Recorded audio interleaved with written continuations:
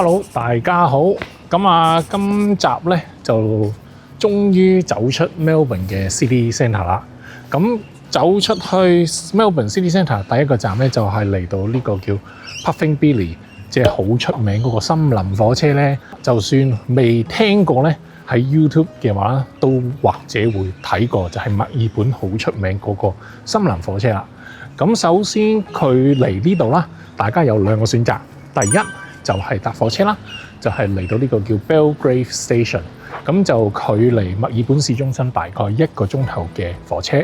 又或者你可以嚟揸車直接嚟，就好似我今日咁樣嘅。咁呢度嘅泊車咧就有少少 tricky， 嗰個森林火車嗰個位啦，其實係冇泊車嘅，所以你哋要嚟到 Belgrave Station， 我身後邊呢一棟 building 睇唔睇到咧？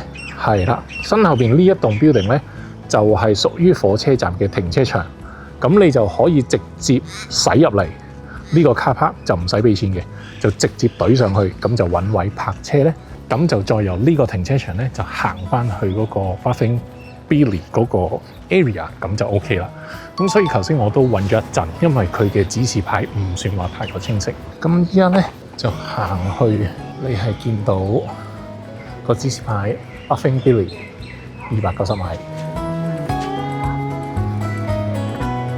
咁喺嗰個 car park 沿住頭先呢條路啦，就行出嚟呢度少少咧，你就會見到有條橋。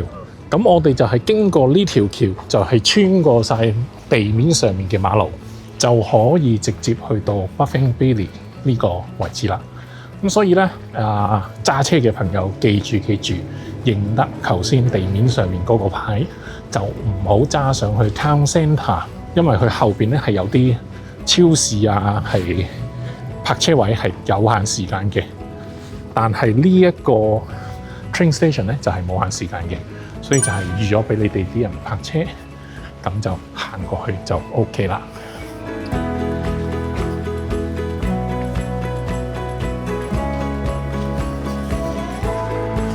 咁我哋今日搭呢架火車咧，就係晏晝2點15分。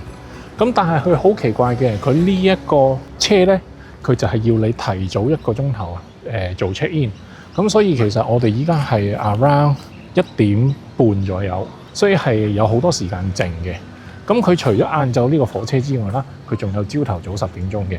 但係你要預翻時間過嚟早1個鐘頭 check in， 同埋呢度係離墨爾本市中心大概1個鐘頭嘅車程。所以你係要朝頭早8點，甚至乎更早咧就要出發嚟呢度搭火車啦。我哋就頭先喺呢度啦，就係 check in 咗，就攞咗我哋嘅飛咁樣啦。咁而家咧就入去望下。咁穿過頭先 Souvenir Shop 嗰度啦，你就可以見到我哋呢個月台嘅 area。咁呢個就係路軌啦，跟住就會 extend 到去嗰邊嘅。咁各位觀眾朋友記住啦，你哋今次咧係需要 book， 係由 Belgrave 出發，跟住去到 Lakeside return 咁樣嘅。咁呢個 section 咧就係最出名，就係有一個 section 就會穿過森林啦，其他嘅 section 係冇嘅。咁佢呢個位啦，就係會由呢個 Belgrave 站出發啦，就坐個零鐘，跟住就會喺終點站有個零鐘頭時間 hea 咧，跟住又坐翻嚟回翻到嚟 Belgrave 呢個總站嘅。咁所以大家係唔需要驚係話，你坐咗單程跟住去咗邊啊？係會翻嚟呢個起點嗰度嘅。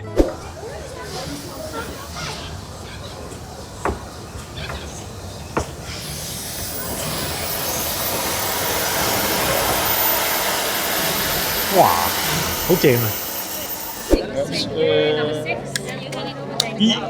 ！Thank you, Marty. Thank you.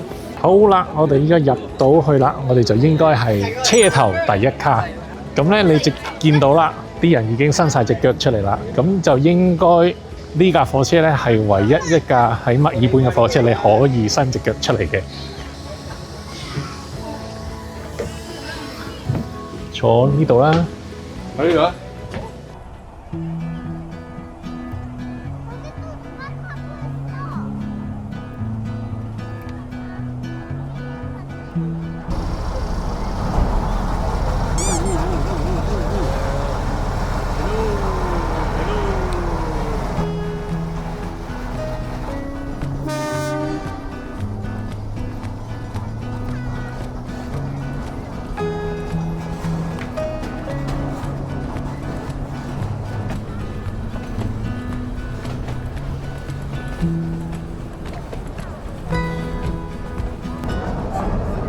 嚟到呢度啦，高架跳橋啦！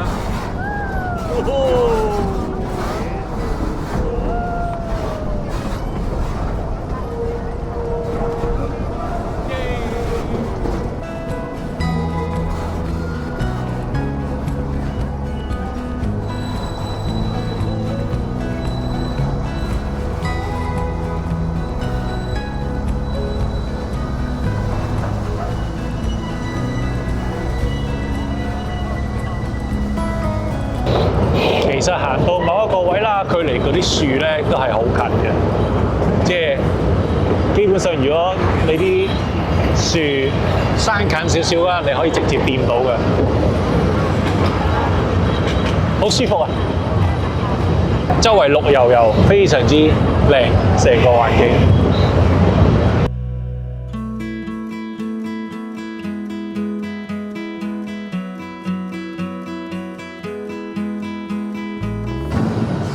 其實你見到啦，我哋沿住個山行咧，其實你見到墨爾本嘅樹啦，就比係 Perth 咧，其實係好唔同嘅，因為氣候嘅關係啦，即係墨爾本係比較多雨水同埋比較濕，所以佢嗰啲樹嘅葉咧都係比較高，樹幹都係比較粗，咁就唔同西澳嗰啲啦，矮矮啊、尖尖嗰啲，你係可以見到呢啲葉咧係特別之大塊，同埋佢有陣時佢啲斜坡咧係都有啲草啊。係因為啲 moisture 嘅關係，所以佢先能夠有一個咁嘅環境係俾呢啲咁嘅植物去生長嘅。咁所以喺呢個 landscape 植物嘅角度嚟講啦，你係可以睇到墨爾本嘅氣候同埋 Perth 嘅氣候係非常之唔同嘅。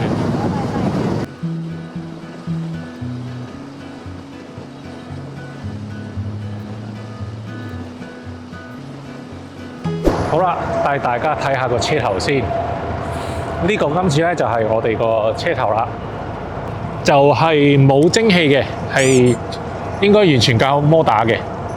咁所以咧，你就係見到冇蒸汽咁樣出嚟，所以喺視覺效果上咧就有少少唔係咁好啦。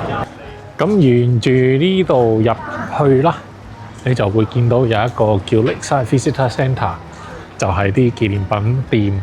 就逼你買嘢咁樣嘅，咁所以我哋依家咧又入去望下先，我哋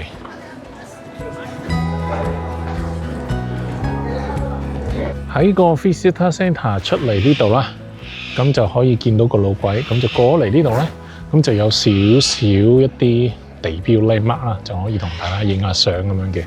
咁第一個啦就係呢個有個 crossway 嘅交叉呢度啦，咁啊影咗幾幅相。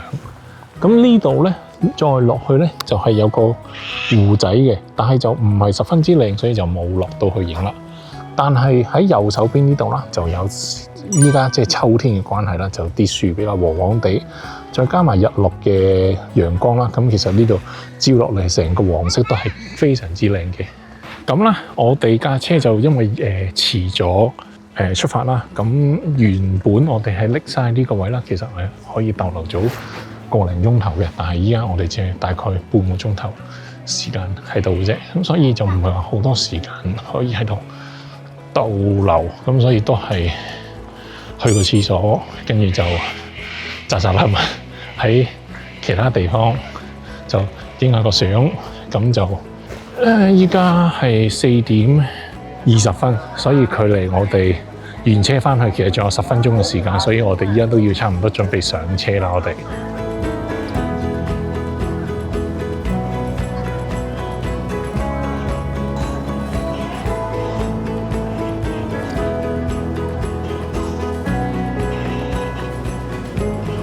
嚟到 Melbourne 最後一個活動就當然嚟到 Phillip Island 睇企鵝啦。咁我哋依家咧就啱啱嚟到 car park 就泊好車，準備5:15開始睇我哋嘅企鵝。而家係5:02，所以我哋仲有大概3個字嘅時間 hea 下咁樣嘅。咁呢個睇企鵝嘅時間啦，就係根據你嘅日落嘅時間。所以夏天月份嚟嘅朋友啦，你就係會晏啲，咁但係我哋而家係大概5月啦，4月尾5月咁嘅時分就係大概秋天冬天咁樣咧，睇嘅時間就係會早好多。咁因為我哋今次係 stay 喺 Melbourne City Centre， 所以我哋由呢度揸翻出去 Melbourne City Centre 都係大概2個鐘嘅時間。咁所以亦都唔想搞到咁夜咁樣啦。好啦，咁我哋依家就入去睇下究竟入邊有啲乜嘢搞啦。我哋嗱好啦，咁我哋喺大門口入到嚟呢度啦，就會即刻見到有一個告示牌喺度，咁就係會睇到大概我哋今次係有幾多隻企鵝會係上岸嘅。咁你可以見到啦，琴晚係有642隻企鵝上岸，佢哋琴晚上岸嘅時間係大概傍晚嘅6點10分，所以亦都會睇到好清楚，見到大概有幾多隻企鵝你會睇到啦，同埋佢哋幾多點會上岸嘅。咁所以有啲人話點解 Phillip Island 呢度係咁出名呢？就係因為佢呢度嘅企鵝上岸嘅數量呢，其實係非常之大嘅規模嘅，即係600幾隻企鵝，其實講真係一個好多嘅數量。之前我有去過 Tasmania 拍片啦，嗰陣時最多都係50零隻啫。咁但係講緊呢度係多10倍。但係啦，因為呢個 Phillip Island 依家咁多遊客過嚟啦，所以其實佢哋係 ban 咗影相嘅。所以我到去睇企鵝嗰陣時咧，我係唔可以打開個相機係同大家睇嘅，所以就唔可以透過鏡頭同大家睇下企鵝啦，只可以用我嘅雙眼去睇企鵝。咁啊守下規矩啦，因為始終所有嘅閃光燈啊、相機發出嘅紅色嘅光啊，都係會對企鵝隻眼係有傷害嘅。Hi, 3 of us. Where's the underground area? Underground is the right-hand side. Do you have the whole ticket here? Wonderful. So you're going to go up the right-hand boardwalk and you're going to show that ticket one more time up there. Okay, so just go up and then turn right. Okay, thank you. 咁沿住頭先個位啦，就係有2個分叉。呢度上去咧就係 General Viewing。咁呢度繼續落去咧，就係有呢個什麼咩頭牌嘅，就會喺前邊啦。咁我哋就會喺中間有一個位咧，係落去就係 Underground Viewing 咁樣啦。好啦，我哋入到嚟呢度咧，就係呢個叫 Underground Viewing Area 啦。